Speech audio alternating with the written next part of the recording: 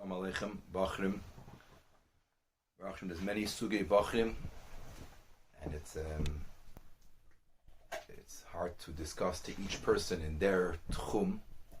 There are Bochrim who are very worried that Chas v'Shalom they're going to come very balabatish, and there are Bochrim that can't wait to become balabatish, and there are Bochrim who are learning full time in yeshiva, and there are Bochrim who are not in yeshiva, they're working with other things.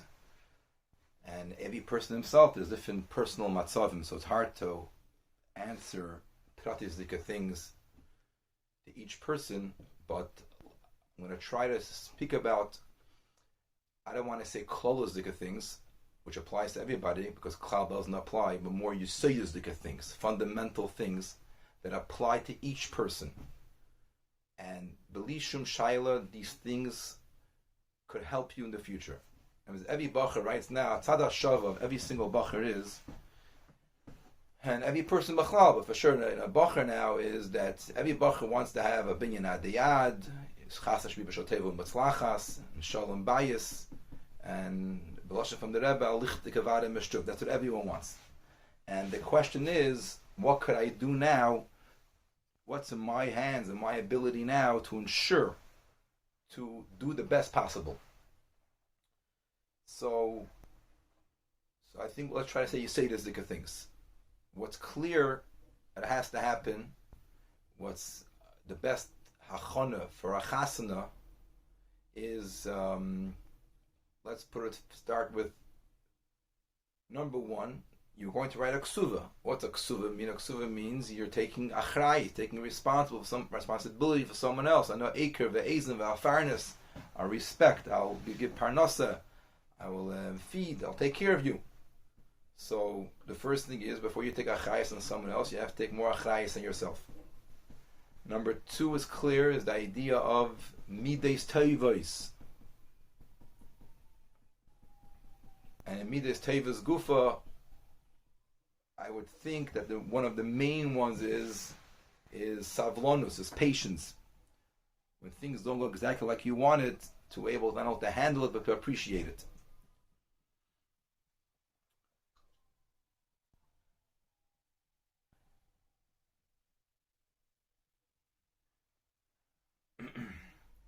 You know, there's a famous question. The question, I always had this question. You look in the Drushe Chasna of Friedrich Rebbe, which that's a pashas, a chasna, a bacha should be learning before the chasna, Drushe Chasna. So there's a peladika thing there. From one hand, there's very, very sharfa, very deep haskalah there. Okay, it's understood. Then there's also very, very sharfa avoida. Talks to what means to be a good person, a guter mensch, that he has the pasha like a shmak to do good other people. And there's chat v'sholom a schlechter mensch, a bad person that he enjoys when other people are not good for others. And I was always wondering, why is that part of Drushe Chasna? And obviously I don't really know the answer, but it seems like it could be that maybe that's a very, very important part of Chasna is Pashut Mides Tevis. You know, it's not anymore haskolas and ideas. It's something which has to come, you live with another person, it has to be Mides Tevis. And especially the Indian you have to be civil to handle things, and you know, it's not a bacher is in his own world. He could verbring 10 hours, he could learn 10 hours, and he could do other things 10 hours. You know, there's no he does his own thing here. This Pasha Begashmi is dealing with something else, someone else. So you have to be able to be civil it.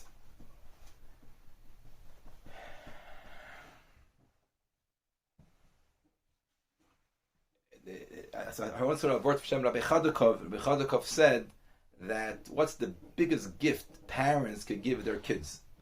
The biggest gift parents can give their kids is, or no one else can give it, only the parents can give. It's not money, and it's the biggest thing the parents can give their kids is that mizozayin sheine eltern, nice parents, good parents. And that that's the biggest gift they can give. And the same thing maybe you could say is the best thing that you could bring to the table is the best you. The best you possible. With the edich you, the best you. That's the hachana now.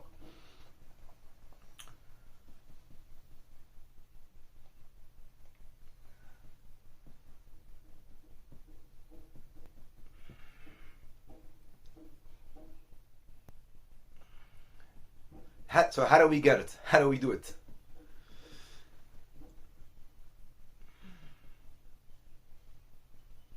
the Rebbe writes at Kudus Yanosh Teres Achsidis that every single chokhmah in the world has toiv v'ra, emes v'sheker.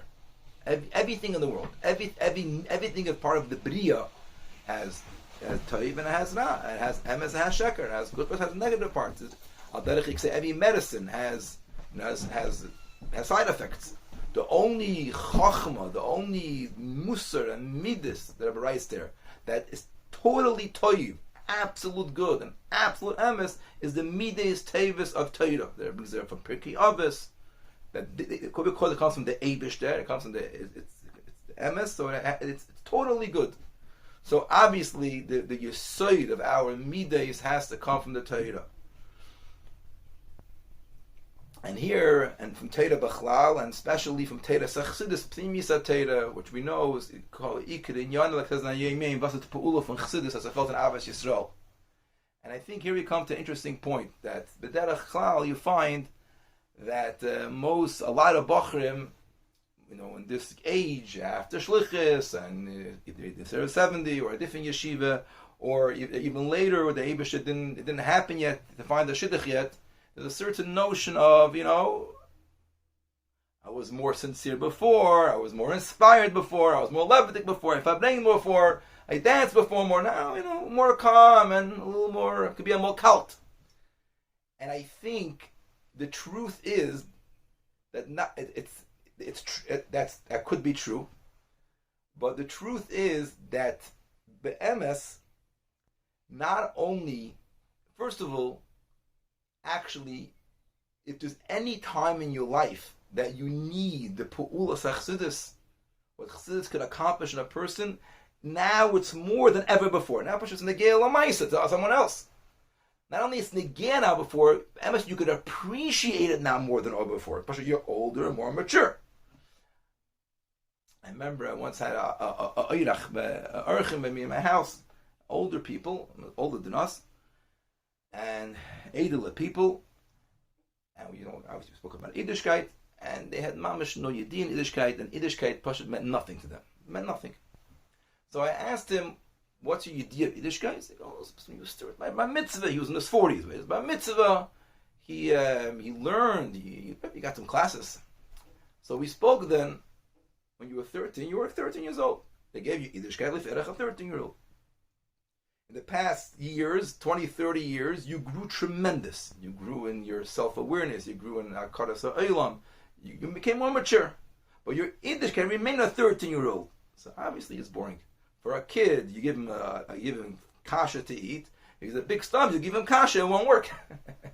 so you have bigger kalim.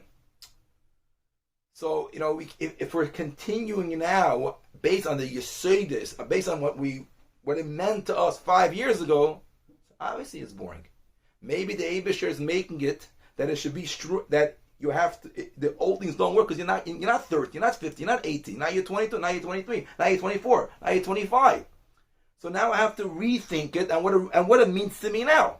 Either I should take it on a deeper level. I want to revert the shame, the daughter from Rabbi Sol Jacobson, Rabbi Alltime.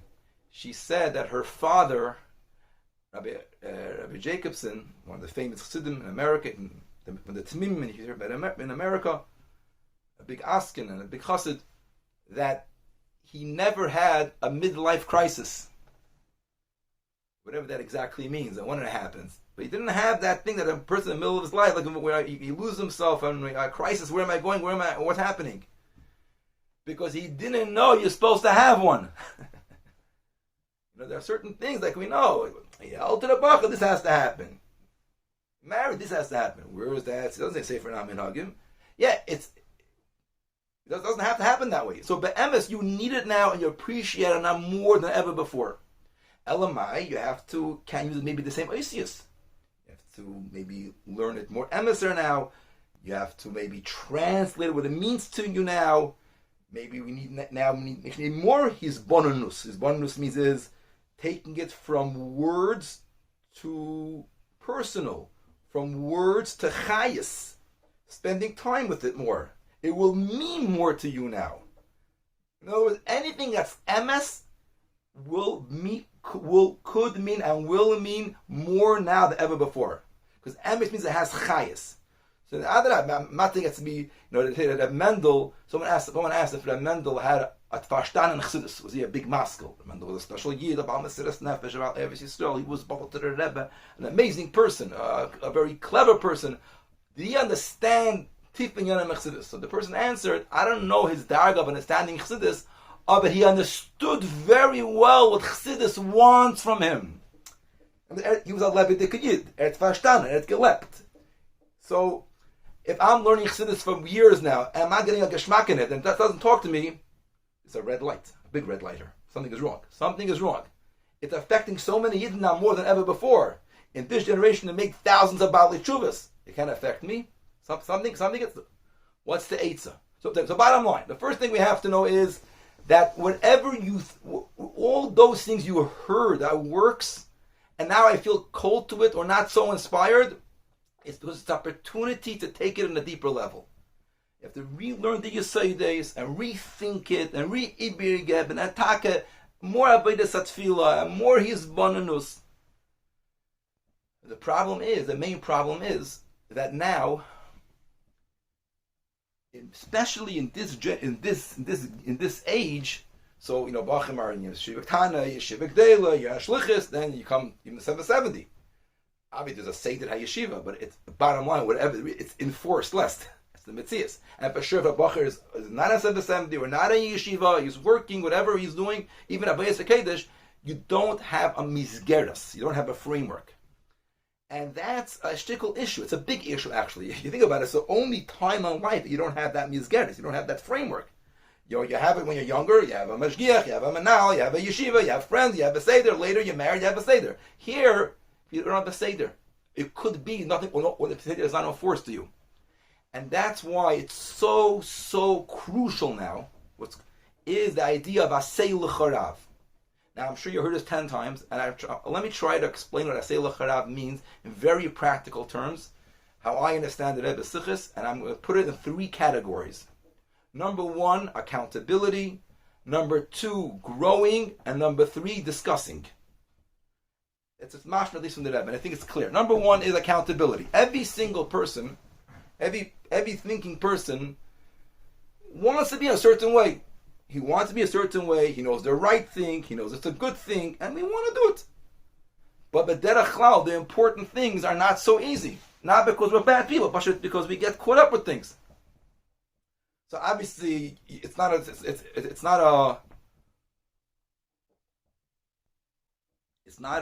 struggle for us to wear yarmulke and tzitzis and put on tefillin and learn basic Torah, whatever it is. Maybe for some of Tzayim it is. But for you, it's not. So that you don't have to be accountable for. But for the things that are important, no one has to tell you. You know exactly. You're going to sit down for 10 minutes and think, how do I want my life to be? You know exactly what it is. And everyone has, whatever your level is. I'm not going to tell you your level. But the level that you know is what time to wake up every morning? Is it what time I go to sleep? Is it how down with the minyan? Is it how much Torah do I learn? How much am I accomplishing? Nigel, Chassidus, how am I dealing with friends? What am I watching before I go to sleep? What am I reading before I go to sleep? My life, you have a life. You're an achrayis. You're achrayis, you eat well, you take a shower, you go to the mikveh, you take begash, you have to take care of the baruch. It's your achrayis. It's your responsibility. No one could do it for you. No one. You know what's going to tell you also now. So you know exactly what you want. If you think about it, obviously, it's not beteva. Elamai, we get caught up, we forget. So if you know that once a month you can go to your Rav, and you're gonna be accountable. Say, this month I woke up Chassidus 25 times, and you want to able to say that. So you want. That's the Rebbe said. The Rebbe brought the Gemara then for Yechanan ben Zakkai. That Rabbi Yechanan told before you pass with his Talmidim, Yiyeh moira shamayim aleichem kemeira basav adam. Be scared of Hashem like you're scared of people. He goes, yeah. Gesha adam eiver avera emisha lo yarani adam. That's what Rabbi Yechanan, the Side HaTorah, said this to his Talmidim. And the Rebbe brought this guy say l'charav. If you know you have to be accountable to the boss of Adam, so you're gonna, you want to able to say, yes, I learned this amount, I daven this amount, and if you're not in yeshiva, you have to have a kvisa. You know you need a kvisa to matera. Nigule, echsidis. What you think you know? You know you want to daven with a minion. You know you want to daven Shabbos this way. You don't want to go to Fabring, and you know you want a certain time. It can't be Kenish Leben a Hefgewelt. It's for yourself, you're not. So if you want to say it out, I did this thing, and I say it in a sermon now 25 times, 30 times. You hold a cheshbon from Leben. You have a cheshbon from your life. It's a human thing to do. That's number one.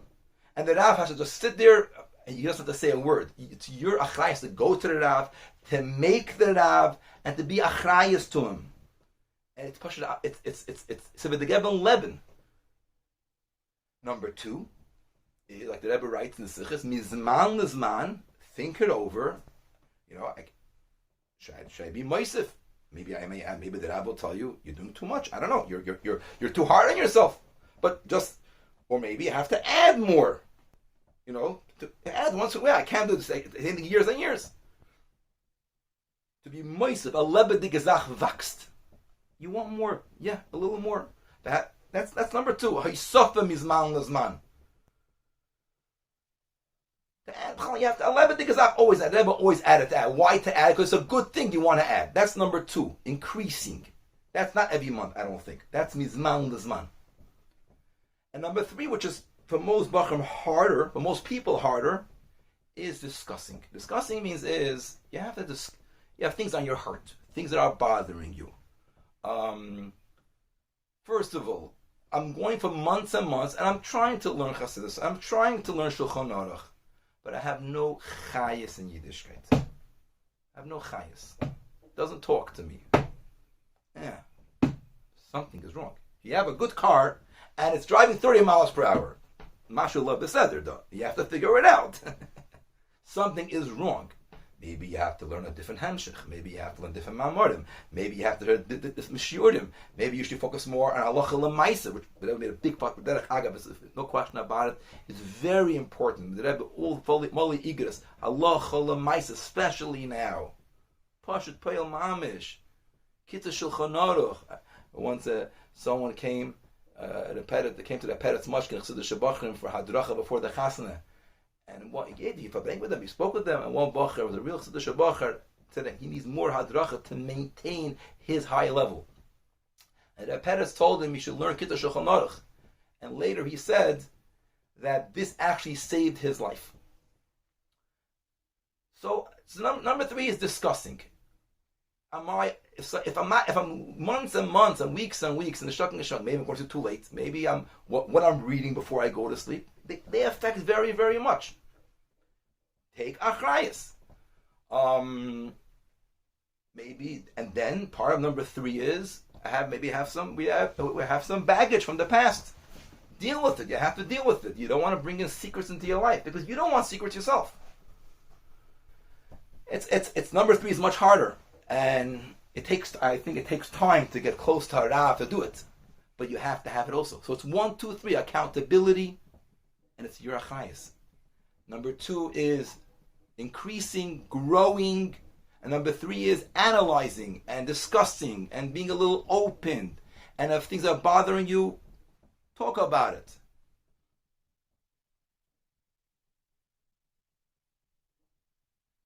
Yes, Chassidus has that effect, has that pu'ula, has that koyach to pashut, make a difference in people's lives. I'll tell you a story I heard from the people who were involved in the Baal HaMaaseh, people who brought, they do shiuri Chassidus now in Eretz Yisrael for other kind of Fruma Yidden, Chassidish Yidden, Litvish Yidden.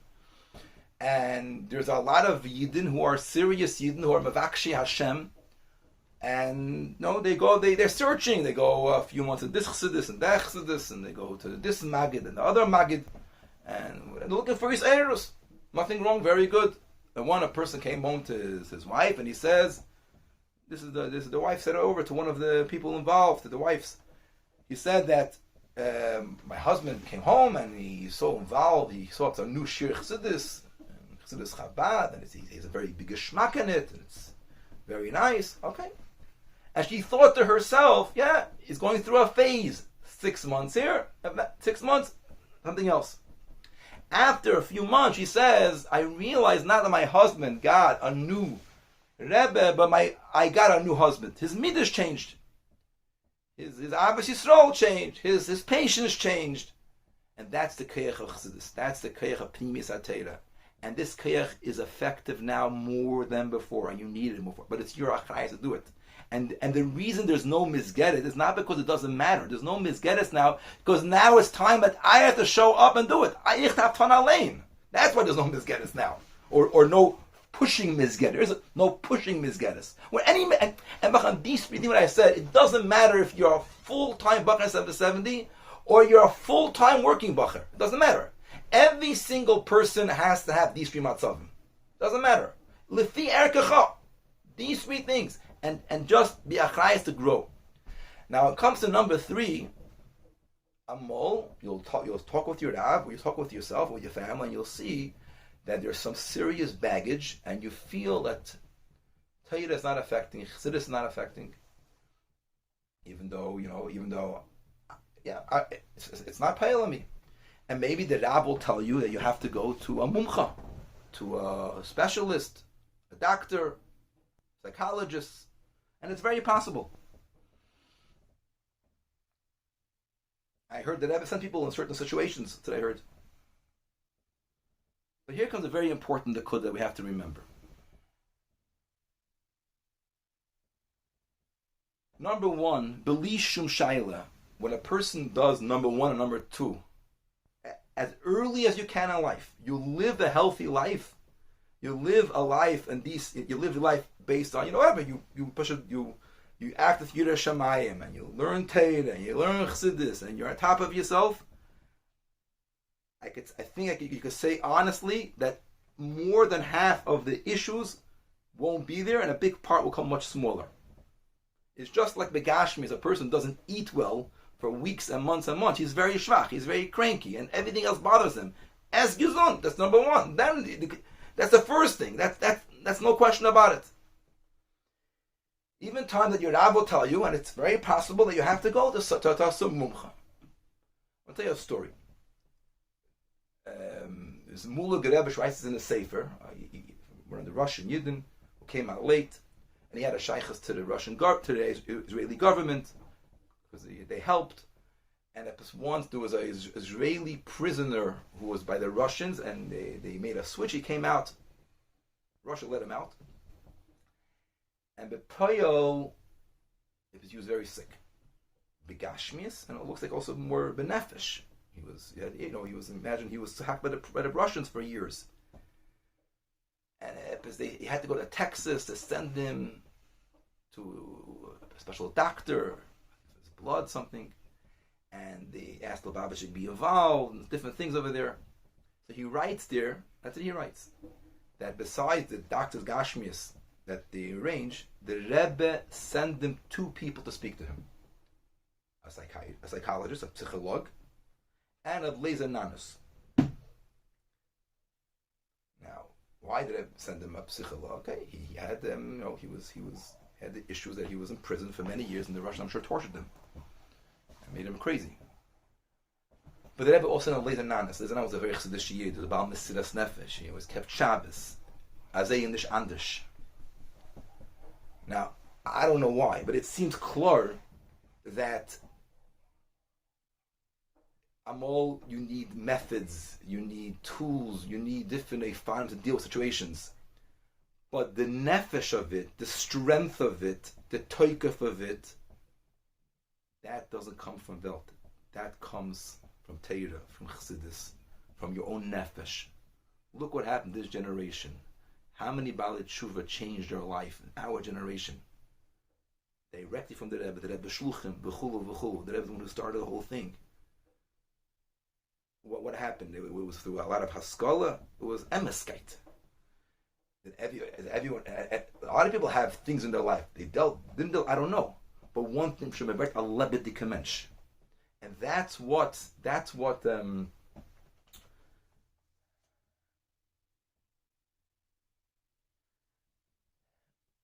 That's what what Chassidus gives a person is the Tanya, the Eisa Sheben Neshama. When the Rebbe demanded so much to be Mizbun and Perek Kamal of Tanya for so many issues, and the Rebbe knew the issues very, very well, because maybe the yesod of all the things are a loneliness, insignificance. There's no value to myself, value to life. And where could there be a better value of that the Eibishter really cares what I do, and he believes that I could do it, and he empowers me. And the Maila from a Yid, the Maila from doing Torah mitzvahs. Everyone sits at night, and you think, how was today? So if you say I made a lot of money, okay, a Maila. I sit, I think about people are healthy, okay, a Maila. How much do we have simcha shel mitzvah? Could we appreciate these things? Could we appreciate anachat tefillin and limud Torah and kiyam mitzvahs and ahavas Yisrael? So the Rebbe dealt with the the idea of, and let's go back to the Pekudah before, that the older you get, it's not enough the havonas hachsidus. It starts with the havonas hachsidus. The havona has to be translated into a chayis, chassidus is the language of pnimis, of neshama. Your stomach needs food. Your heart needs love. Your seichel your brain needs seichel, and your neshama needs getlachkeit. That's what it needs. It's a chayistic thing, and this is what it does. And you can maybe you have to learn it slower. You have to rethink it. You have to have a little more isbannus. But that koyach of a son of who we are and the strength that we have, and every person has a shlichus. You have a shlichus. It doesn't matter if you're going to be a official shliach. You won't be a official shliach. But this because everyone has an achrayus to help other yidden. Everyone has an achrayus to do something for the kavana of bringing Mashiach. What the Rebbe said, at the mitzvahs hadoyer. Yeah, to do afat samayonos chutz, to do afat sayadus. That's a good hachana. These are empowering things. Kikara ve'lech adavar miyayid. What's the yisod of Tanya? A person screaming, I don't care, I don't like it. And maybe it's true, that's one layer of you, but there's deeper down, you do care. And we have to find that caring, that connection, that starkheit, that emeskeit. We just had a Yom Yom, a very interesting Yom Yom. In Chaf Aleph Adar, the Rebbe says there, what's a chassid? He says there's a chassid in Chazal is Shem Hatoyer and Adam Nishan Chassid Hoya. Yeah, in Chazal, chassid, he says it means a person who's a shleimus b'derech hafloga, a person like a very perfect, special person. And the Bechsidus Chabad, chassid means a person who's makim uhusayatzmi, and he knows his matzav yidiyas haTorah and how much he learns, and he's doyeg, and his matzav in kiyam mitzvahs, and he's doyeg, he's worries to take care of it. And then the Rebbe has a line, marbe b'mashmas b'derech kabolas el. So first of all, the closing married, the good thing, a chassid in Chazal means perfection. It's not perfection. No, you're not perfect. Actually, Elamai, just know you're a matzav. Know what's going on. Know who you are. Know how you work. Know why something bother me. Is it because I'm lazy? I'm not keeping a seder? Maybe something I went through, something I can take care of, a bigger issue, a smaller issue. Is it a moichin? Is it a mid? You need a little self-control? Makim husayatzmi. You have to makim. Not perfect. We're not perfect. Makim husayatzmi. And I know my matzav in Torah, Yediyas HaTorah, and Limud HaTorah, and Kiyam Mitzvahs, and I'm trying to grow in it. I'm working on it. But I think the last line is a Meir Dika line. Marbe b'mashmas b'derech kabbalas el. What does that line mean? I think mashmas means discipline. He increases in discipline in a way of kabbalas el. Maybe what it means is mashmas means discipline. It's a very important thing, not discipline. But discipline, I have discipline in dieting, I have discipline in exercise, discipline here. But discipline itself, I have it when I want it, to whom I want it, and in this area only. Discipline has no shaychus to the Eibusha necessarily. Actually, sometimes I could be more disciplined and be more yesh out of it. And if it doesn't go my way, have a nice day. So mashmas is important. But b'derech Kabbalas El, in a manner, in a way of Kabbalas El. Sure, mashmas is a human thing. Me'ech sha'alta 11 times, it does a davar TV. Self-control is a davar TV. It's not a godly thing. It's not Ava Masoteres. It's to be a mensch, to be a normal mensch. But the Weltische mensch without Kabbalas El, when I want, I'll be a mensch. Where I want, I'll be a mensch. And if you touch me the wrong way, have a nice day. And it could be even like Chassidus says, Maz with the Gaiva of Seichel. And it's a very dangerous thing Chassidus says. Kabbalas El means dedication. Even given to the Eibishter. There's a balabos on me. You have to do the right thing regardless.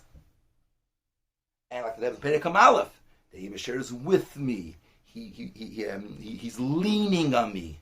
How valuable who I am are. How valuable my actions are. That was after Kabbalas El.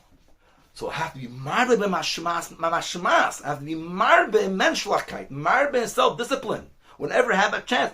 But it shouldn't only be a self-building of mashmas. It should be mashmas b'derech Kabbalas El, because the Eibusher is always next to me, like the Rebbe did in the Perikam Aleph. And therefore, he believes I could control myself because that's the Ratzon Hashem. And I have Eisen Sheben Neshama. And then, even when it's a little harder for me, but it's important for someone else to have it. Maybe, if you want to know why it's not enough to have, and with B'shas Maisa, even when the Asela Charab, when you know it clearly, you have to go to a mumcha to teach you skills and different Eifanim how to do it, but your strength has to come from Torah, from Emeskite. Because this strength no one else has. Only Yiddishkeit has. Only Torah has. Only Chassidus did it. Only your Neshama has it. That's the Marbe b'Mashat b'derech Kabbalas El. And that's part of you speak Asay L'charav. Which Mamorim, and which Sichas, and which stories, and which video I should be learning and reading and watching and being involved when I'm doing that. Because there is no replacement. I'll bring you a simple example. The importance of mashmas b'derech Kabbalas El. Everyone knows the Maimon HaGemara, the alochsani lechavercha leisavid. What's hated if you don't do to others. Could you get more simple than that? You get more basic than that? You get more seichel anushi than that? You get more common sense than that? No. And we know how hard it is. We know how hard it is. Comes to me, someone else, all different story. That's why the Rebbe kocht in the Sicha so much. You have Mechila Gimel, how mishpot not to make some chukim. The Rebbe says that how a person's a kod of la'atzmai, a person is close to himself. So you have a finger, your finger's next to your eye, it covers a big velt. You can be next to the greatest things, but you're close, you don't see the emes. So bottom line, back to Asay L'charav, 3 parts, very, very important. It's part of your achrayas. Part of your achrayas to yourself. Part of your achrayas to prepare for later. Part is these 3 steps. And to take care of yourself. And b'derech klal, when you speak about it and you more ahead you work, you're going to see that Rubim, the things that are driving you crazy are not so big. A lot of times it's more technical. And even if it is big, the strength you have to get from the right place. You have to get from the real place. I saw a letter from the Rabbi and Chayil Kudim, the Rabbi says over there, that chasna is binyan adiyad. Binyan adiyad means you have to be built on unbreakable foundations. This is Chelik Yud Gimel, page Taf Samach Zayin. You have to be strong about unbreakable foundations. It was like an Am Yisrael with ups and downs, and also every person has ups and downs. We're dealing with them, different nations. They fell apart. And Yidna Chai V'Kayim. That means the Weltische foundations are not strong. They change. Yiddische foundations are emes la'amita, and therefore the ends of Ayevish of Pnei Amaligim, even though Atam Ma'at Mikol La'amim. And this brings you Chaye Mu'ushorim, a Gliklich Elev, and a happy life. The Gashmius Uberuchnius, that happens many, many times.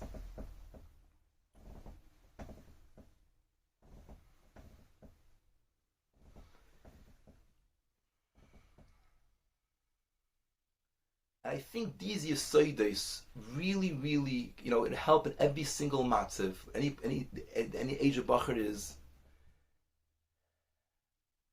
And here's where your b'chira chavshis is, Hakol b'dei shemayim chutz me'yira shemayim. Your bazug, the Eibusha decided already when and how and where. And the best thing you could do is that you should be the best you. And this is also negay when you go out and Mirta Hashem, and you go you go to you go on the meetings.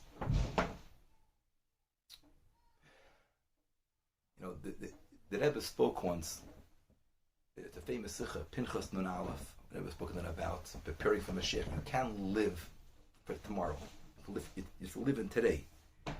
By knowing that tomorrow everything's going to change, but you have to live today in Gansen today. It talks about Machdar Yisrael.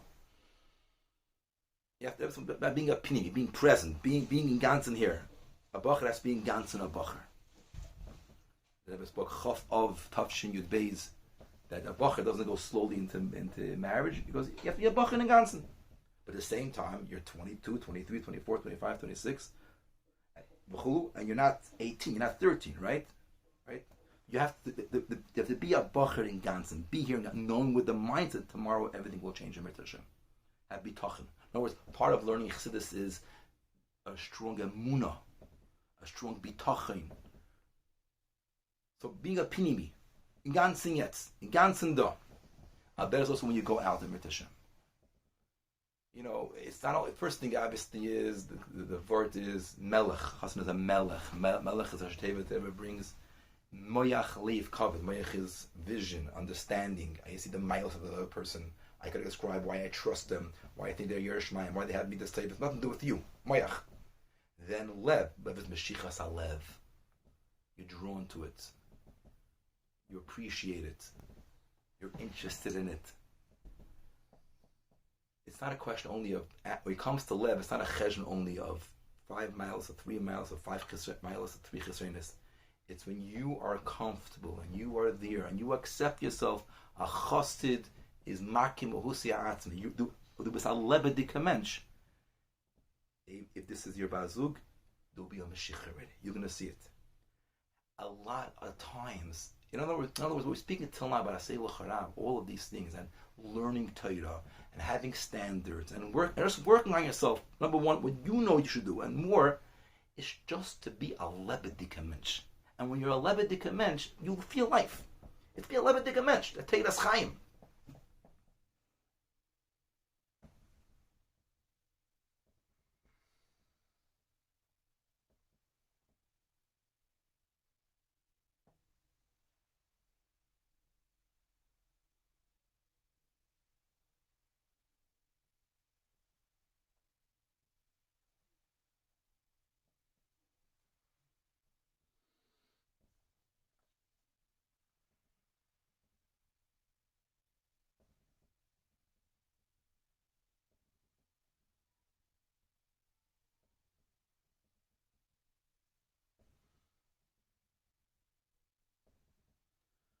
Another small nakud that I think is important as the achana now, besides taking achrayas on yourself and working on midas tevus, which also means seeing people's milus and getting along with people who don't go exactly your way, and realizing there's a bigger picture in life, is the pale man, which a person goes into chasna, he goes more into velt, which means he has more achrayas into velt and worldly things and rent and paying a house and bills and other tzrachim gashmim. And I think it's important to have a healthy understanding of it. Some people think that Lubavitcher is very into Dira B'Tachtonim. We're very Valtisha people. We go on shluchas and we know Valt a lot. We're involved in Valt a lot, and it's really not true. Actually, we're very into emes. We're very into elokus. We're very into unconditional truth. We're very into real midas tevis. Elokus is so real that it can even be a belt. You want to go to the Rebbe's tivkeit from Tavshin Nun Beis. The etzem is not only you can find it, not only you could bring it, but you could find it in a belt. We're dealing with the emiskite of a lukus, even a tachtonim. And a lot of times we think that we have to go more faveltish. And actually, being faveltish doesn't help you anything. The veltishkeit because it doesn't have the emes yisod of midas tavis, of unconditional midas tavis, unconditional kind of truth. It changes. So try to be less veltish at people. Liegen the Welt. Everyone, it means to him, kol chad lefum really what it means to you, be less veltish. But being veltish won't help you. It doesn't mean to be a mufshut. You have to be real. But nicht, but veltish akayit won't help.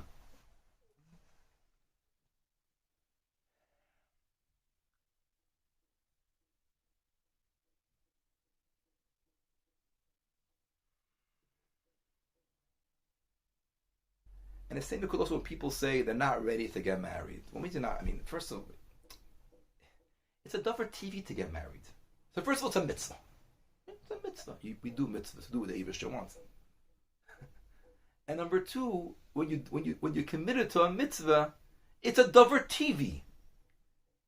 The best way to be in contact and feel the dover TV of a person is when he has the Yesodus of Torah mitzvahs, the Yesodus of Limud Torah, the Yesodus of Limud Achsadus. So bottom line, you want to make the best achana to the chasna is pasha to learn more Torah and to daven more, to have more yizbananus, and to be honest with yourself and be honest with the Rab and try to be as open as possible. You know, it's funny by you hear this lashon by bar mitzvah. Everyone speaks about the Rebbe's lashon chassid yireh shamayim lamdin. That's like all the bar mitzvah speeches based on the Rebbe's letter. But the mitzvah is the bracha that you should start doing it. When is the time when you really have to measure yourself and judge if you have it? Is before you get married. Then is okay. All the years now. It's not now happen. What it means to be a chassid? What does it mean to be a chassid? Yireh shamayim lamdin. And now is the time. You know what I mean? You can push off. There's no more to push off.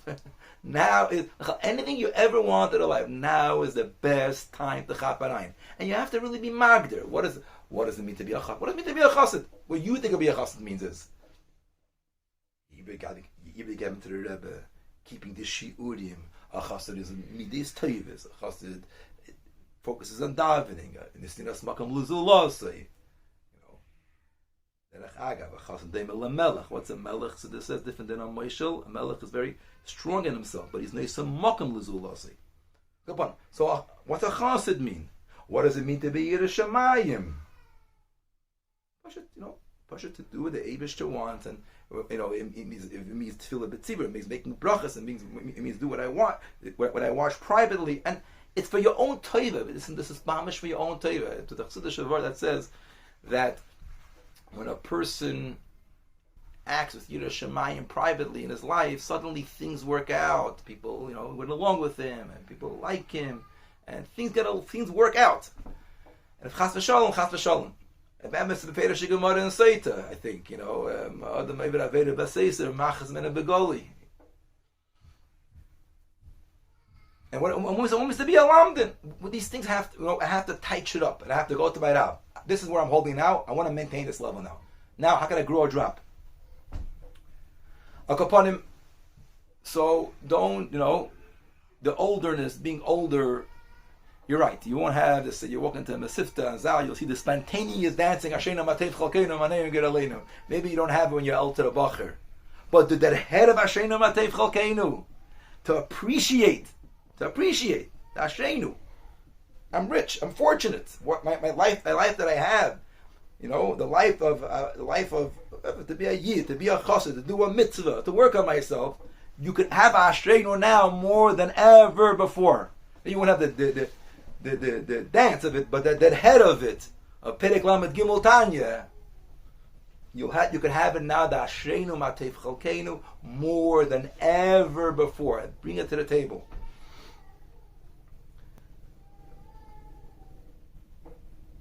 This reminds me of the story of the Rebbe Rashab, that there was two chassidim came to the Rebbe Rashab, and they both came from Odessa, and one the Rebbe Rashab asked, "What's Herzog in Odessa?" And he said, "Odessa, it's disaster. It's not good. People are fighting. Yeah, a few chevra in the corner. That's and the other chevra. It's a higher story at least. I remember it. And the other person came in Odessa. He says, "Oh, Odessa, it's made in the." doing everything good. The Rebbe was very happy, gave him a matana. Later, the Chassidus spoke to each other, and the Chassid that spoke the negative of Adessa, he said, I was more honest with the Rebbe, and it bothered him. Why? He didn't get that recognition. He was more honest. Bottom line, he went back into the Rebbe Rashab. He told the Rebbe Rashab, I was more honest with you. So the Rebbe Rashab told him, I know what's happening in Adessa. Whatever's happening, it is what it is there. My question is, wo bist du in Adessa? Where are you? Where are you in Adessa? Elter a Bochur after the system, he's a 70 Bochur, an older Bochur. There's two realities here. There's bechitzainis, it's very, very possible. It's hard, there's no mizgeres. And the truth is, some people have it very, very hard. That's the truth. And I don't know, obviously we don't know the Eibishter's way. Some people have it very, very hard. And the Eibishter should help them, help everybody. It should be easy for them. But bottom line, it's very, very easy to get cynical and get hard and get schleppy. And if you don't have a Seilach Harav, because there's nothing pushing you. But on the other hand, there's unbelievable opportunities now more than ever before. Just like the Rebbe speaks about the last date of Golas, the biggest Nisyonis, the biggest Helen Vaster, and the first date of Gula, the biggest opportunities. Eila Ma'asiyah is the lowest, but it has the Yishtalshus, the Kalvanas Atmas is the highest. That's the biggest keiches there. So that's the question. There's two adessas here. There's two ways to look at Elter Bacher. The natural way is there's no mizgeres. There's no pushing you in the mizgeres. But if Melech Zacharayim, you could adrab whatever was supposed to be accomplished, to the emes of the things is more than ever before.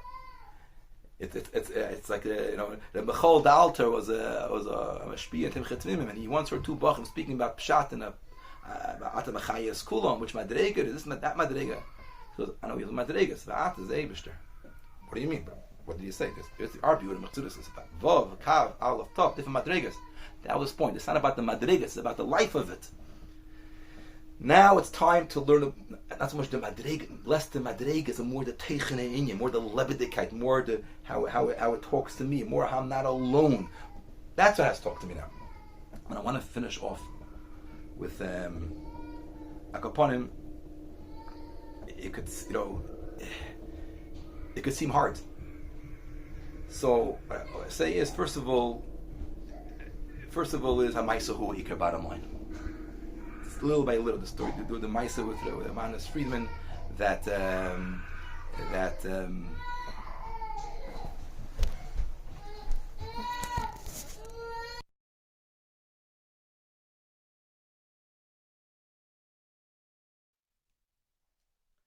upon the story of Manas Friedman is that there was a girl in Ol Chana, Beis Chana, that she was for girls of Bali Tshuva, and she was saying that she's very, very selfish, because she came from, and she had she went to different doctors and different rayas for it. Why she's that way? It wasn't her fault, from the mama, from the baba, from the akaponim, and therefore she can't get married. If you're a selfish person, you can't get married.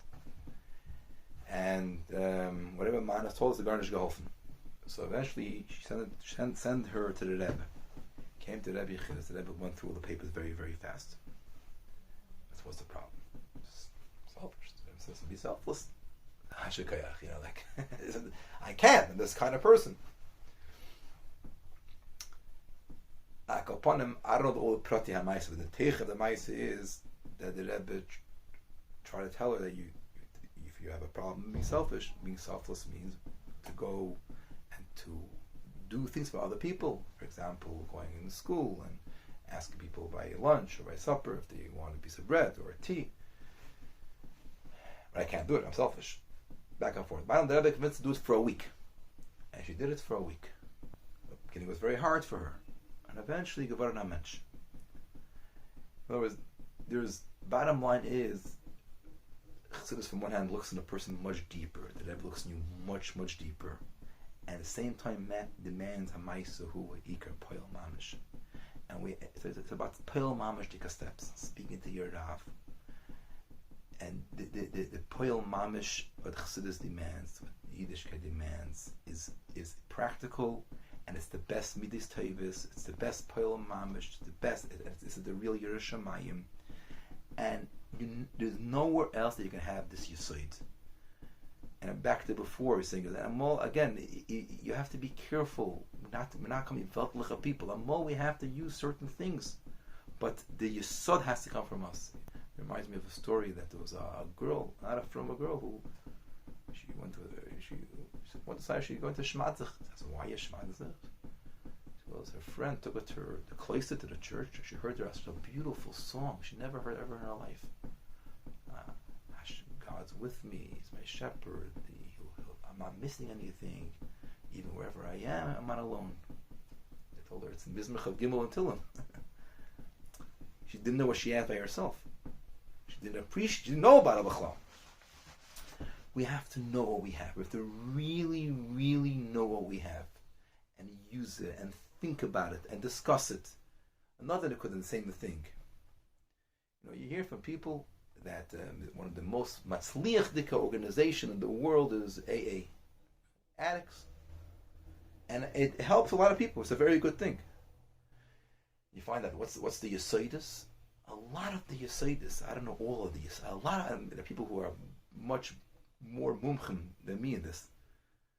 But be open with somebody, discuss it with somebody, let off your heart. You have a higher power. A lot of these things are in Kuntas HaCholtzu, so sharp. The Rebbe gave out, the first Kuntas the Rebbe gave out to everybody, Tavshem Memches, Chof Marchesh Memches, and the Rebbe said, the Hoben Atzlocha Dikalernen, the only one the Rebbe said, all the Kuntrasim was the first one, talks to her about, you should be Megale, Nige, Luvove, what's bothering you, speak about it to someone else, don't leave it in you. He's very sharp there, very, very sharp. Reason why people can't let it out.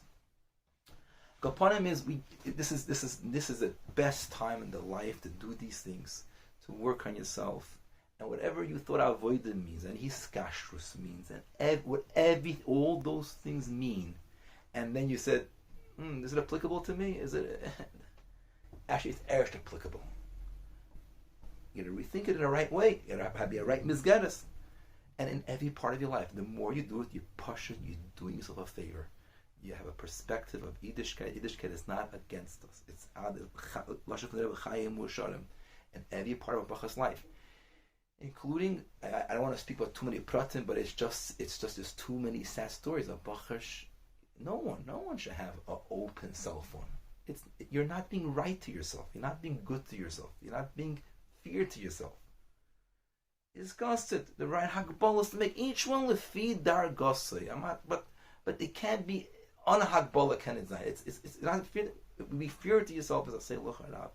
Fair to yourself is increasing in Torah, increasing in avodah, increasing in iberi kait the Rebbe's and yonim.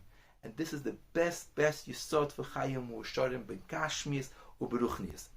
And we have the bottom line is, all seems hard. Looks harder, it sounds harder. Bottom line, memont von uns nor was me kennen ton. This was me kennen nicht ton. We're not demanded what we can do, but what we could do is demanded, and we should do it. Why? Because that's monzich von uns. Chukim and mishpatim is the best thing for chayim v'sharim.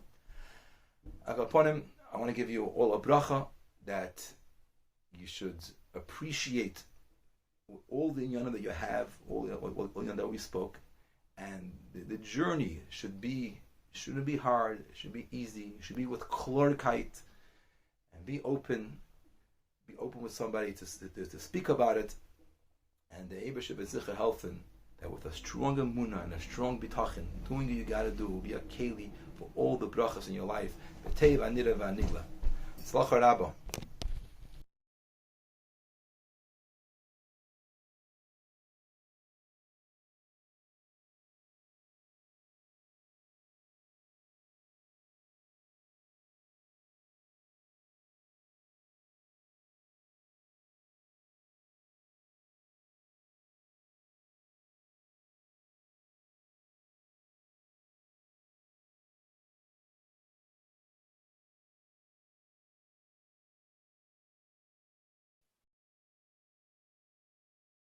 Shalom Aleichem, everyone. Mendel Lipsker here.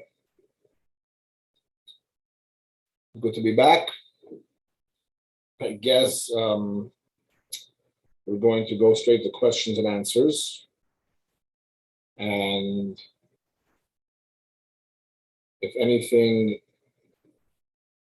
has not been answered and you still have more questions and we'll have some time, then you can type either in the chat box or in the question and answers, and we'll try to answer some questions, maybe those addressing that were not answered last time, and some more questions. So let's go straight to questions and answer, and then maybe give a shtickle summary at the end. So some of the questions that were submitted prior to the Zoom meeting today. I'll read a question and I'll try to answer. The questions are not no specific order. Here's a question. During engagement, okay, it's not about dating, about engagement, my Kala wants to be in contact more than I. What's the Rebbe's view? And what should I tell her without making her feel rejected that I don't want to see her? Is there an amount the Rebbe wanted to see weekly? What amount of FaceTiming the other times or messaging each other? Oh, this is a great question. But Derech Klal, I think we spoke about this before. Al pi halacha, you're strangers until you get married. We're allowed to date and meet to see if we want to marry each other.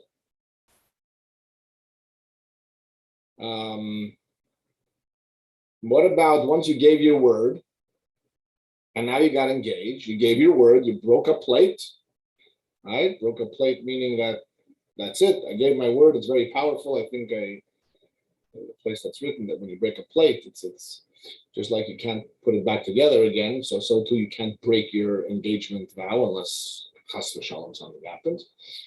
And now you're going to get married. So Minhag Yisrael, the old custom was that you didn't see each other from the day of the engagement until the wedding, and that was it. By the way, this was pretty common even later, 50s, 60s, maybe even 70s in some places. And that was it. But I guess for the need of the current generation, that people back then, when you got engaged and you gave a word, that was a pact, that was connected, and the feelings just stayed. And that was it. And a letter back and forth every few weeks was perfectly fine, even though engagements were very long. Today, engagements are much shorter, yet somehow there's an emotional need of not losing each other. Maybe it's insecurity. It's already from a long time ago, obviously. In America, the Rebbe called it, and different things like that, that once you're engaged, you continue seeing each other. Or people have an imagination. Now that we're engaged, we can always see each other. It's the opposite of pi halacha. You should not see each other because you're done. Now you're strangers again until you get married. Elamah, it's the need of the generation, and it's emotional need, and the hope that we don't lose feelings for each other, so we keep contact. That's the point. We keep contact. There's if chas v'shalom, there's some doubts, you need to maybe date another once or twice, but there's no need to keep dating. You dated and you made up your mind, hopefully. And now it's just to keep contact, so not to lose the connection. But engagement is not a time to grow the relationship. People have expectations during engagement. It's going to grow to another level. A little bit, not much. Hopefully, because you're not really spending much time together. So in general, the accepted thing was, some say the Rabbi mentioned it, to meet once a week maximum is plenty. And people start asking questions, is once a week plus the Friday night Shabbos meal or plus the Shabbos day meal, does that count? Can we do another time once a week? What if we go for a walk after the Shabbos meal? So we already had once a week. And things like that. So you have to use seichel, and we have to be careful.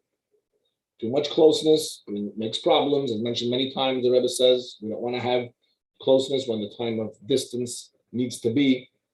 Separation during engagement, people shouldn't have nisyonos, as people have already too many nisyonos.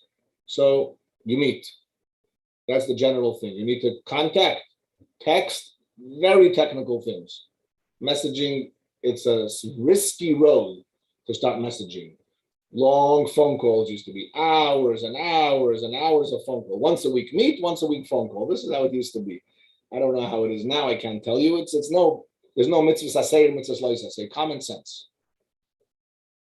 If you find yourself, Bochur, not thinking about her anymore after the engagement, I'm like, whoa, it's been 2 days. She didn't enter my mind. Maybe it's time to connect. You don't want to lose. You don't want to start getting weaker in the relationship. If she wants to see you more, is there some insecurity? Is there a fear? What's the reason? You're not married yet. You'll have plenty of time together later. What's the point? Is there some issue? Is there some weakness? Examine it. Hopefully it's not. There's no need to go meeting twice a week when you're engaged with such a short engagement. You need to have your time. She needs to have her time. And that's it. So bottom line, if she wants more, there's no mitzvah of shalom bayis yet. You're not married, but there's no mitzvah to turn her off. So if she's going to start thinking that maybe you don't love her anymore, or maybe you love her. There's no love too much before marriage, but maybe you don't think about her. Maybe you're forgetting about her. Then you can do that. But otherwise, it's not a time. Engagement is not a time to hang around. I mean, I'm not judging anybody. People are of many different levels of Avodas Hashem. We're talking how things should be. Religious, Jewish, tradition, Hasidic. And as Eidav Zayin, there's no point to just hang out. Let's just hang. Unfortunately, I've heard way too many stories where boundaries, even small ones, are broken when you just hang. God forbid, worse than small ones. Why bring yourself to a situation? There's a purpose in meeting. You meet once a week and fight it. Okay. Again, messaging, texting is very limited. FaceTime, if you can't meet in person, do a FaceTime. But starting to FaceTime 2-3 times a week, every day, it's unhealthy. And it can bring up confusions and questions. On a date, you're prepared, you come. On a FaceTime, you're just kind of being yourself. And wrong messages come across. I don't mean being yourself. I mean you're being unmonitored self sometimes. Why? There's no point. Seichel. Just use seichel and common sense. If you have a suffix, ask someone that knows. Ask an older person, an experienced person, someone that you think has common sense. There's no prohibition of lo saseh. No, she wants to meet. I can't. I already met once. She has a need. She's feeling agitated. I'm sorry, we did that once a week already. I can't talk to you anymore. Yeah, that's it. Second question. If certain topics are inappropriate to discuss while dating, like family size, don't you think it would be more detrimental later if we are not on the same page? And if dating and we don't want the same size family, is that a deal breaker? Very good. What topics can we talk about by dating? Should we talk about what size family we want? That's a value. Absolutely, all values should be discussed. Because anyway, we start disagreeing about things later, and a good thing to talk about on a date during dating is how are we going to resolve our differences, because there will be differences. But not to talk about what family size, how big is your family? Do you like large families? Do you want small families? Do you have an opinion, just what Hashem gives? Do you have a plan, like what you want to control it? I mean, that's a big deal in values. Even though people have a certain value now, they might not say the real value, or they might change it later, but at least know what you're dealing with. Why not? Of course, you should discuss family size during dating. That's a beautiful thing. So you could know if you think, for some reason, I mean, hopefully people have the right hashkafa. If you want to listen to the Rebbe Sichos, it's not the time. The Rebbe spoke the Sicha to everybody about family planning and all this type of stuff.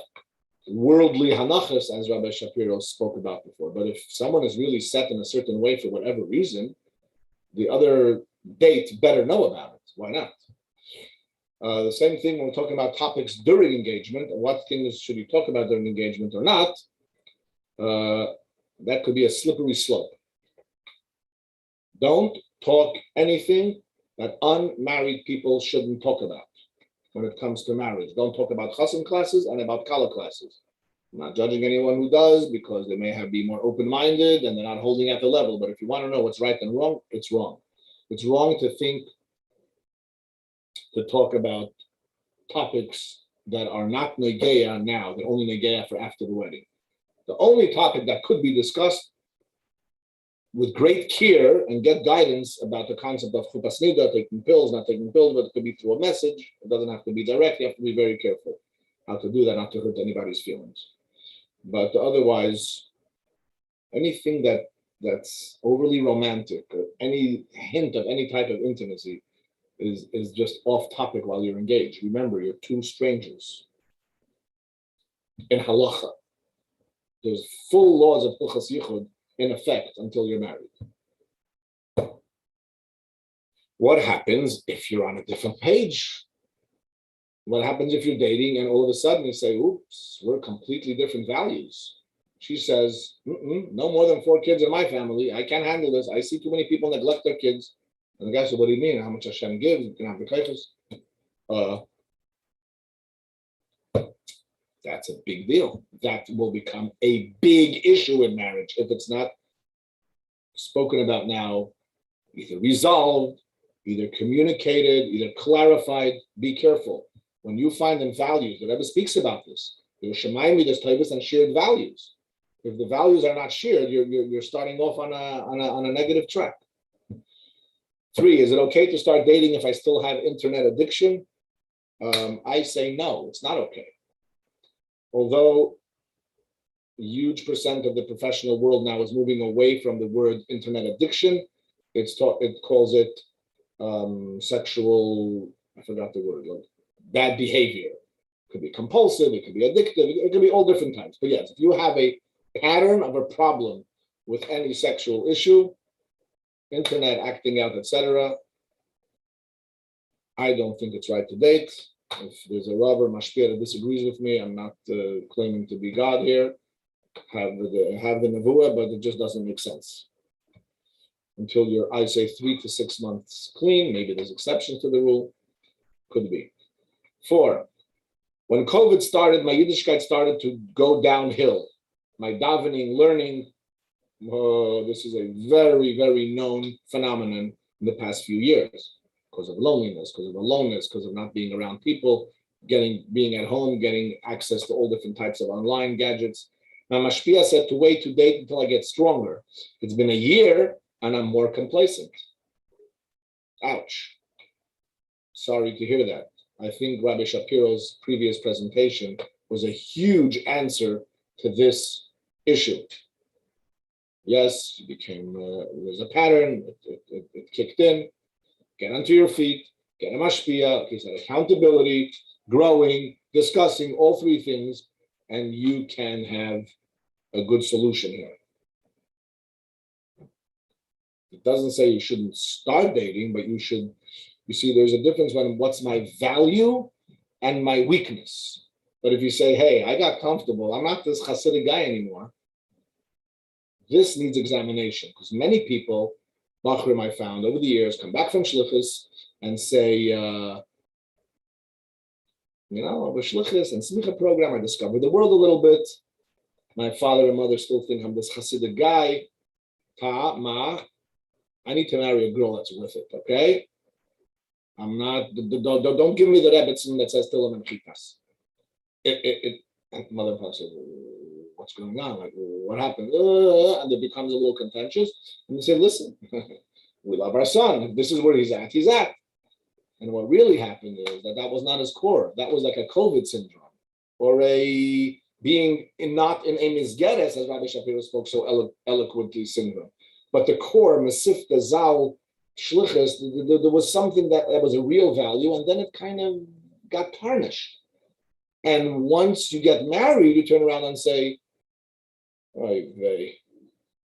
I'm not really such a Balabatasha guy. I really got my Hasidic feelings, and now I'm in a marriage that she doesn't have such values. Maybe I need to send her to Macham Chana or something, back to seminary, or maybe, and you have a problem. So it needs to be really examined. This is just your chitzonius, and your core is really real, and that you can grow up with your mashpia, etc. Or, you became Weltish. It's a free country. Everyone has bechira chavshis, and be honest, and then you have to find a date accordingly. Okay.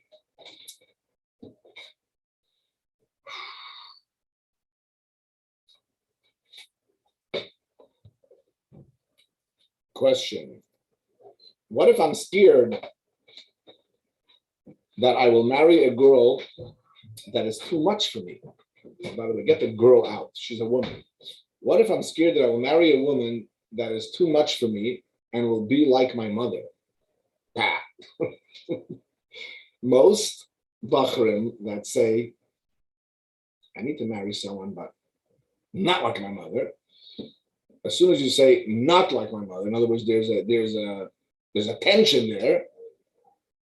Many times you marry someone that doesn't look like your mother, but those issues that you have tension with your mother will show up in your wife, because that's how the Eibishter runs the world. If you have unresolved issues with your mother and you didn't resolve it, and maybe that was your shlichus or part of your avodah to resolve that issue, and you didn't work on it, and the way you're going to save yourself is by marrying someone not like your mother, then the Eibishter sends you your mother again, and now hopefully you're going to work it out. So if that's the point, resolve it with your mother. If you're talking about frumkeit, chassidishkeit, it's too much, she's too heavy, I'm a little less, I'm a lower level, I need a lower level, be honest with your parents. If you can't, be honest with the shadchan. Be honest with whoever's helping you with the shidduch. And be yourself on the dates.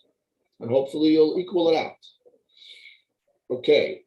Do you discuss if you watch movies?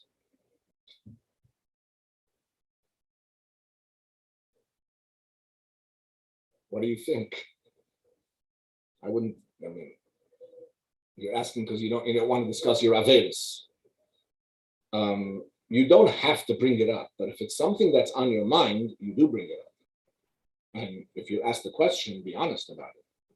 Again, because many Bachrim, like we said, almost geras, after Zal, Smicha, this, 770, you have access, you're bored, a little YouTube, a movie ahead, oh, it's a meaningful movie, it has content. People told me it's a good movie, I'm curious. So it's a slip, okay? It's a weakness, it's a slip. Most people say, you know what, I'm going to get married, now I have accountability. If you have accountability as a bacher, you would live up to your values. But what if you say, no, this is me? Some people wear fancier clothing and that's what they like. And some people say, no, I'm at the level where I watch a movie once a week. You better bring that up on a date, because otherwise there'll be tension in your marriage. How to deal with the thought, I really like this woman, but maybe there's someone better. What are you, Beit Shammai? Would have, should have, could have? In the wrong way? What if? Live in the present, not in the what if. They say by the Shabbat brachas, there's a tzachos word. Why do we say Kesamecha Yitzircha B'Gan Eden Mikedem? We should make happy the Chas and Kala like you made happy the Adam and Chava in Gan Eden. Why not like you made happy Abraham and Sarah or Yaakov and Rachel? I don't know. Hashem made everybody happy. Why Adam and Chava? The answer is because Adam and Chava couldn't say maybe there's someone else, because there wasn't someone else. They were so secure that this is the right one, and the bracha is that this Chas and Kala should also be so secure with each other and don't think what if. So if you think I like this one, but maybe there's someone else, something's up. You're afraid, you don't want to commit, you have someone else in your head. There's something that's not proper in the moment here. So Hasachadas from that issue and say, let's just focus. Do I see living with this person the rest of my life?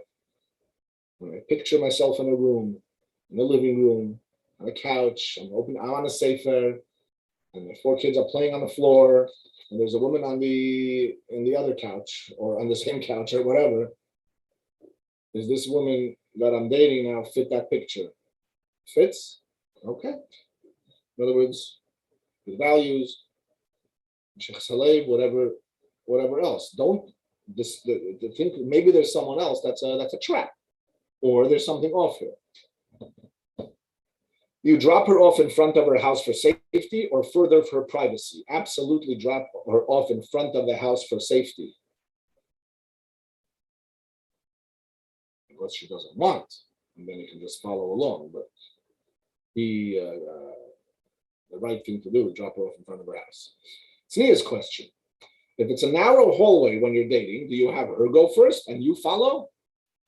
Well, if there is no safety issue, in Chabad, as we mentioned, the man goes and you kind of make sure she's right behind you.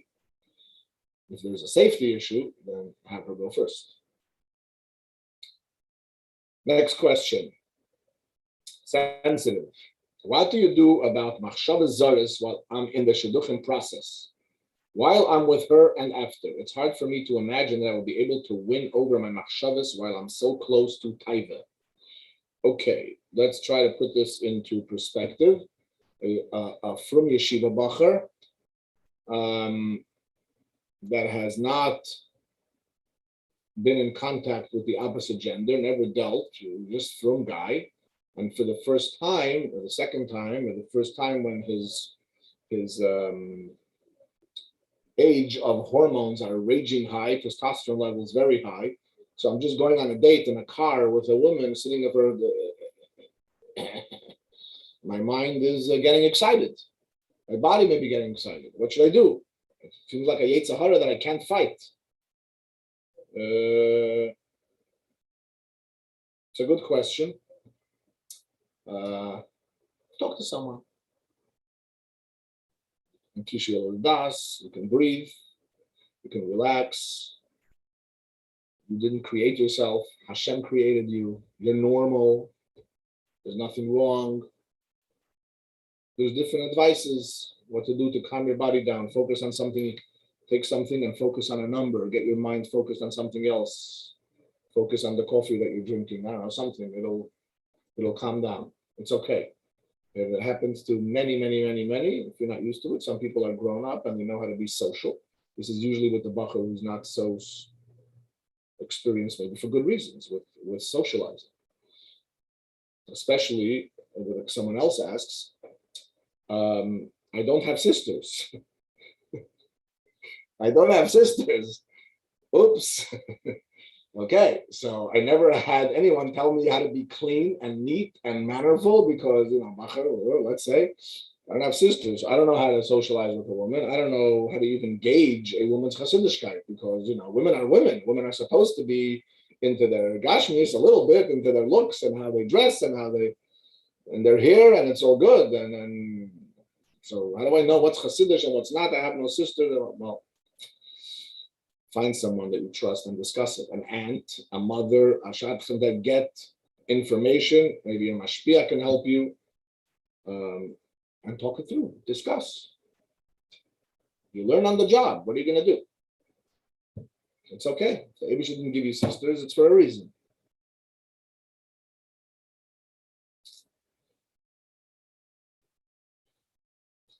All right. Any other questions here? I'm going back to the chat.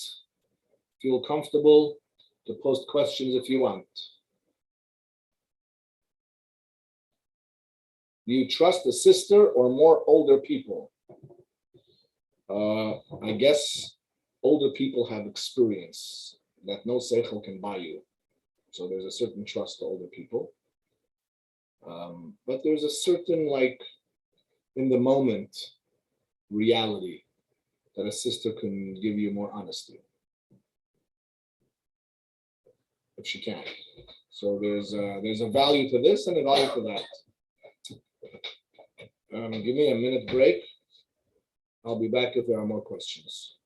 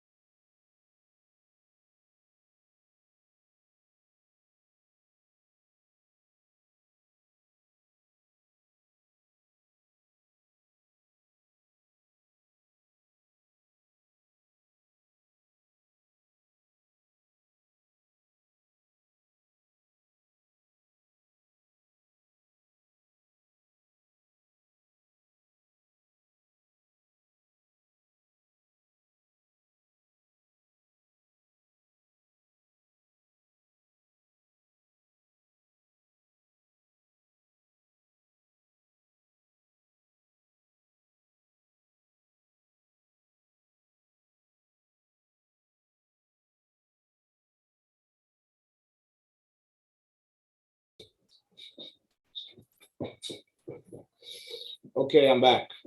I don't know how this works. I'll just put questions and answers in the chat, and I'm here to answer.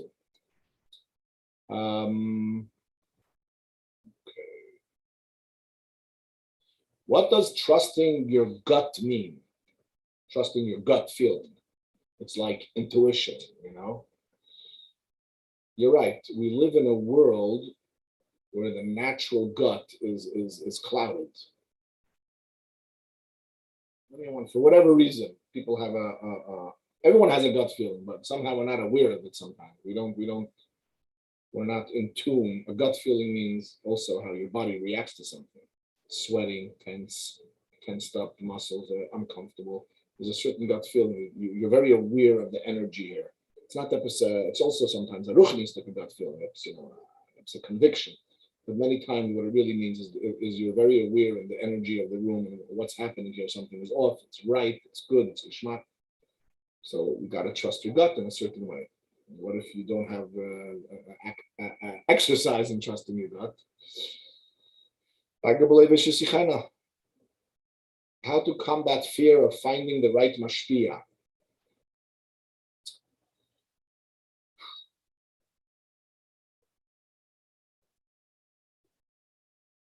A good question.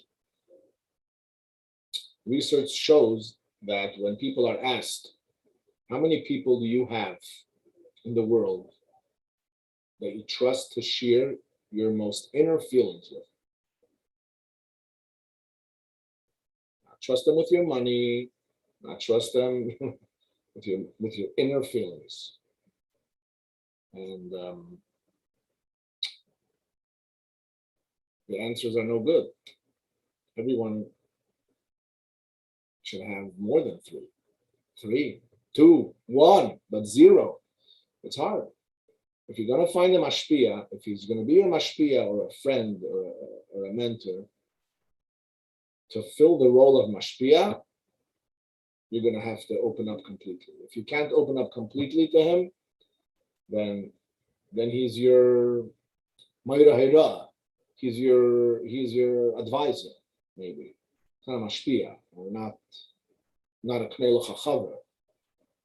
If it's a real chaver, a real mashpia, it's someone that you're gonna be open with. Open, like in Yechidus some Rabbin, but open.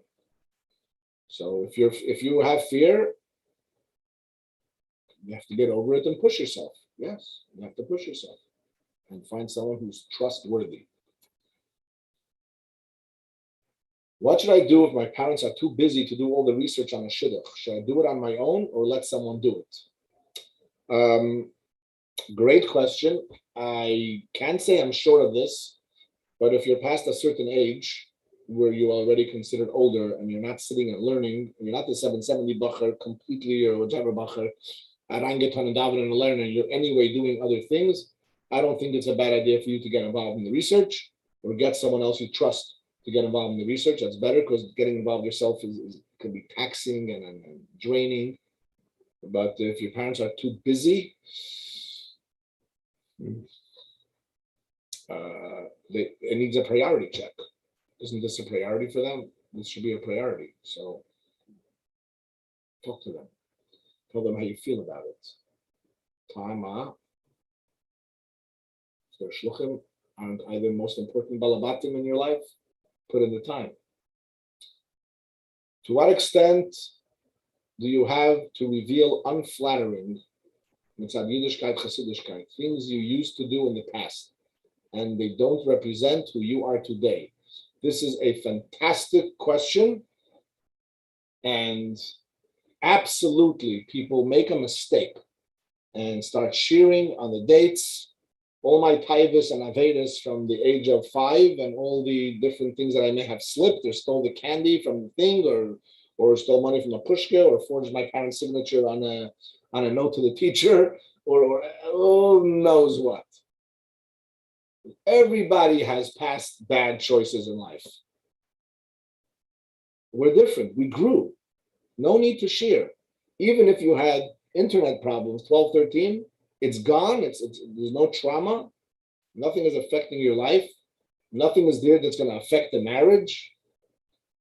Why? Why burden a woman to start worrying and trust and like, everybody knows that not everybody is a tzaddik gomer. Everybody knows we're paying him. Everybody knows people make mistakes. If she asks you, did you ever do any aveda? Are you like a baby from birth? They don't say, no, I'm not a baby from birth. But absolutely, if you struggle with something or something from the past that you're carrying into the marriage that may affect the marriage, then you bring it up. But if it's not affecting the marriage, then why reveal anything unflattering? What's the point? She's not your mashpia. You don't have to ask for tikkunim. You don't have to share your dark past. There's no point. There's no reason. Unless it's something that's either it's brought up, she asks you about it. There's a reason why you feel you need to talk about it.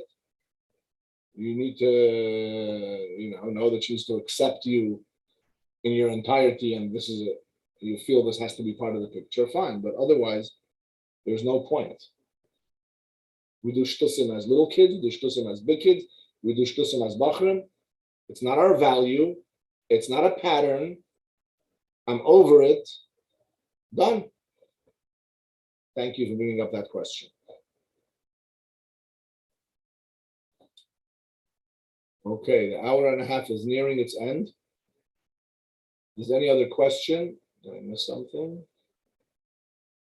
Put it in the chat box.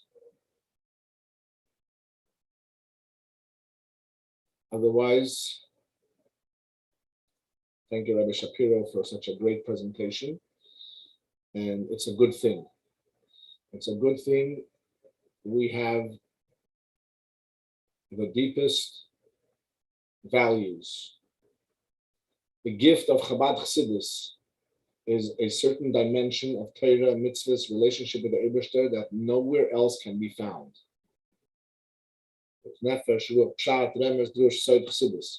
Without Chassidus Chabad, nothing wrong with all from Jews that could be big tzaddikim and value that we honor and everybody. But the Eibishter gave us a gift that we have Chassidus Chabad. We have access to deeper dimensions of Yiddishkeit.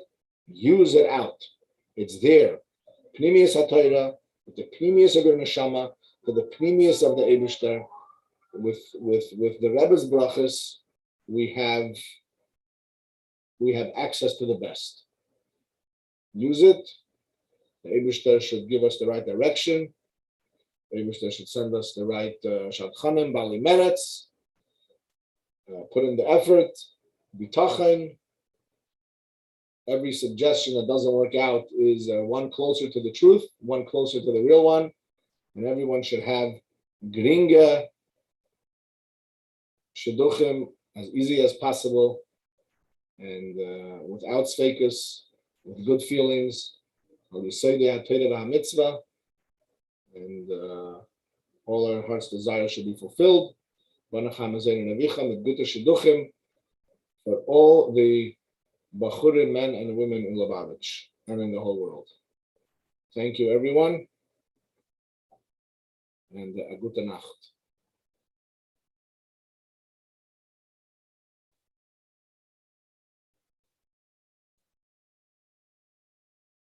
A good Chodesh.